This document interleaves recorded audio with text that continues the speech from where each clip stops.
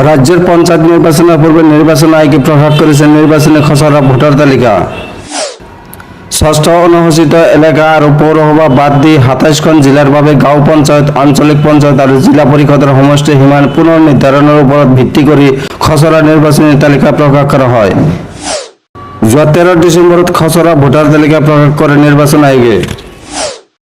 এক বিবৃতিৰ জৰিয়তে অসম ৰাজ্যিক নিৰ্বাচন আয়োগে প্ৰকাশ কৰা খসড়া নিৰ্বাচনী তালিকাত মুঠ ১,৭৫,৫৪৯ জন ভোটাৰ অন্তৰ্ভুক্ত কৰা হৈছে। ইয়াৰ ভিতৰত পুৰুষ ভোটাৰ হৈছে ৮৮,২৯,৯২৭ জন। ইয়াৰ বিপৰীতে মহিলা ভোটাৰৰ সংখ্যা হৈছে ৮৭,২৪,২৭৪ গৰাকী। অন্যান্য ভোটাৰৰ সংখ্যা হৈছে ৩৮৮ জন।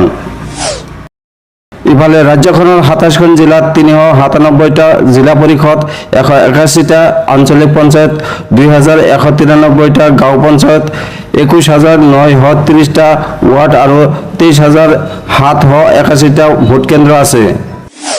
প্ৰেছ বিবৃতিত নিৰ্বাচন আয়োগে উল্লেখ কৰিছে যে গাঁও পঞ্চায়ত, ব্লক উন্নয়ন, জিলা পৰিষদ আৰু জিলা উপায়ুক্তৰ কাৰ্যালয়ৰ লগতে জিলা প্ৰশাসন আৰু ৰাজ্যিক নিৰ্বাচনৰ ৱেবছাইটত জনসাধাৰণ ভোটাৰৰ বাবে খসড়া নিৰ্বাচনী তালিকা উপলব্ধ হ'ব।